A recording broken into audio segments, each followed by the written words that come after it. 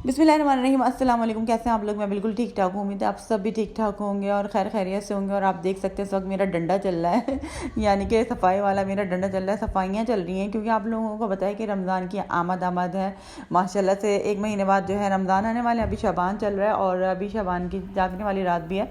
तो सफाइयाँ तो 3 महीने तक चलती ही रहती हैं और वैसे भी चलती रहती हैं सफाइयाँ तो। और फरिश्ते आते हैं ना, अगर पाक साफ घर हो ना, उधर फरिश्ते आते हैं। जहाँ गंदगी होती है ना तो वहाँ फरिश्ते भी नहीं आते, गंदी जगह पर नहीं जाते। तो अपने घर को साफ़ सुथरा रखा करें। और जो गंदगी होती है ना उससे तो वैसे भी बहुत ज़्यादा नेस्ती होती है। कहीं कचरा जमा हुआ है बेड के नीचे इधर उधर, इससे मच्छर मक्खी और ये कीड़े मकोड़े भी आते हैं। नेस्ती भी बहुत ज़्यादा होती है। और आपको पता ही है कि सफाई जो है वो निस्फ ईमान है, हमारे ईमान का आधा हिस्सा है। तो अपने आधे हिस्से को जो है ना आप कंप्लीट रखें और बाकी आधा भी करेंगे इंशाल्लाह। इबादतें भी करेंगे, सब कुछ करेंगे और चीज़ें भी करेंगे। तो सफाई के ऊपर जो है ना हमारे मज़हब में बहुत ज़्यादा जोर दिया गया है। तो आप लोग भी सफाई का ख़ास ख्याल रखा करें।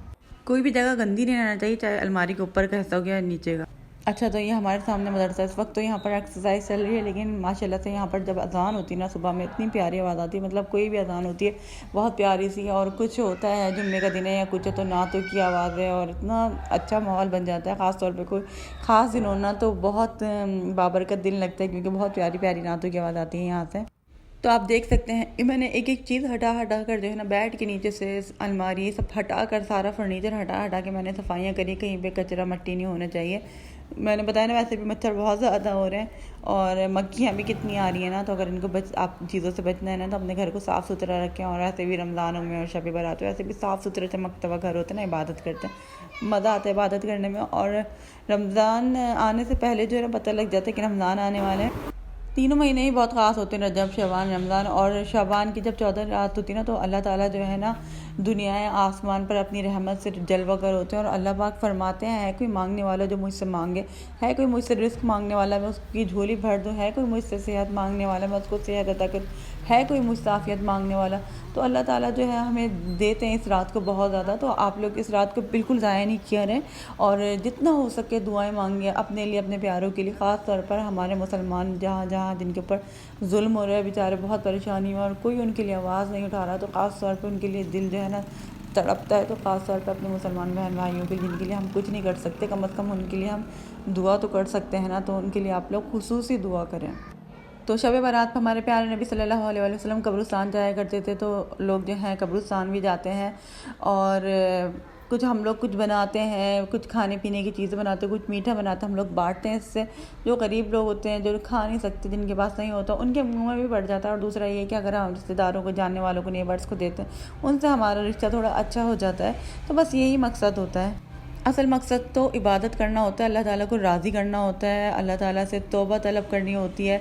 और अल्लाह ताला तो बहुत रहमान है और रहीम है, माफ़ करने वाले हैं। तो आप लोग जो है ना इस रात को ज़ाया बिल्कुल भी मत कीजिएगा। जितनी इबादत हो सके, जितनी भी आप लोगों से हो सके, आप लोग ज़रूर करिएगा। और मैं भी करूँगी इंशाअल्लाह ताला और मैं आप लोगों को दिखाऊँगी भी, जितना अगर हो सकेगा, टाइम मिलेगा तो ज़रूर दिखाऊँगी।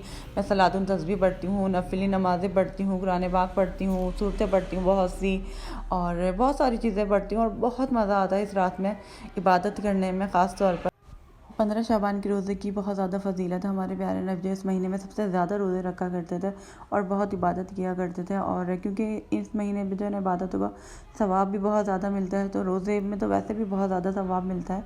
अल्लाह ताला की बारगाह में पेश किए जाते हैं हमारे अमाल।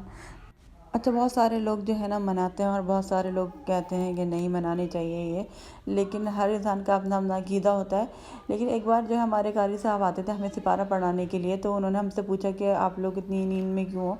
तो हमने कहा कारी साहब कल हम जागे थे, हमने इबादत की थी। तो उन्होंने कहा क्यों आपने इबादत की थी और कोई इबादत नहीं होती इस रात। तो हमने कहा कारी साहब इससे अच्छा हम मोबाइल लिए बैठे रहते, उसमें फिल्में गाने देखते, इससे अच्छा हमने इबादत की थी। तो अच्छी बात नहीं है क्या? हम इबादत ही तो कर रहे थे, कौन सा गलत काम कर रहे थे तो आप हम ऐसे बोल रहे हैं। तो वो कारी साहब जो है थोड़ी देर के लिए खामोश हो गए, फिर वो मुस्कुराने लग गए, उनको भी समझ में आ गई बात। और मेरी जो दोस्त है ना और नेबर भी है, उनके यहाँ से जो है ये हलवा आया है और मैक्रोनी आई है, इतने मज़ेदार लग रही है, इतनी प्यारी लग रही है ये। और उनका रोज़ा भी है शायद इसीलिए। अच्छा, बहुत सारे लोग ना काफ़ी देर से इबादत शुरू करते हैं, लेकिन मैं जो हूँ ना मतलब सुबह से वैसे हम उठ के नमाज़ वगैरह पढ़ते हैं, लेकिन असर मगरिब के बाद ही फ़ौरन से मैं नमाज़ें पढ़ना शुरू कर देती हूँ क्योंकि फिर टाइम इतना कम रह जाता है, फिर क्या इबादत होती है। तो आप लोग जितनी जल्दी हो सके ना इबादत करना शुरू किया करें। और अपने बच्चों की भी आदत डालें, अपने बच्चों को भी इन दिनों की फजीलत के बारे में आप लोग बताएं। और ये होता है कि हमारी जो है ना अम्मी ने बचपन से हमारी आदत डाली हुई है इबादत करने की, चाहे शब मेराज हो या शब बारात हो, हमें इन तमाम दिनों की फजीलत के बारे में बताया। तो हमें बचपन से इतना ज़्यादा शौक़ है कि अभी भी हमें इतना ज़्यादा शौक़ होता है कि हम सोचते हैं हम ज़्यादा से ज़्यादा इबादत कर लें, हम ये भी पढ़ लें, हम नफली इबादत भी कर लें, मतलब नफिल भी पढ़ लें और कुरान पाक भी पढ़ लें, सब कुछ दिल चाहता है जल्दी जल्दी पढ़ लें, इस्तग़फ़ार करें, ज़्यादा से ज़्यादा दुआएं मांगे अल्लाह पाक से। तो अल्लाह ताला जो है ना तमाम दुआएं हमारी कबूल फरमाते हैं। और ख़ास रात तो होती है ना, तो ख़ास तौर पर हमारी दुआएं कबूल होती हैं। तो आप लोग दुआएं मांगे अल्लाह ताला से, हो सकता है पता नहीं किसका अल्लाह ताला सुन ले, किसकी किस्मत बदल जाए। तो और अल्लाह ताला जो है ना इस दिन जो है बोलते हैं कि पूरे दिन का, पूरे साल का हिसाब हो रहा होता है, ज़िंदगी, मौत, रिस्क, कितना मिलेगा, क्या होगा। तो आप लोग ज़्यादा से ज़्यादा अल्लाह ताला से चीज़ें मांगें ना, हम सब मांगें अल्लाह ताला हम सब की परेशानियों को दूर करे, हमारी ज़िंदगियों में आसानियाँ पैदा फरमाए, हम लोगों के दिलों में एक दूसरे के लिए इज़्ज़त पैदा हो, मोहब्बत पैदा हो, हम लोग एक दूसरे से जो है ना बुग़्ज़ ना रखें, नफ़रत ना रखें छोटी छोटी सी चीज़ों के पीछे। और तो बस यही मेरा छोटा सा मैसेज था। मेरी वीडियो पसंद आई तो मेरी वीडियो को लाइक कर दिएगा, कमेंट कर दिएगा, सब्सक्राइब कर दिएगा, मुझे दुआओं में ज़रूर याद रखिएगा। अल्लाह हाफ़िज़।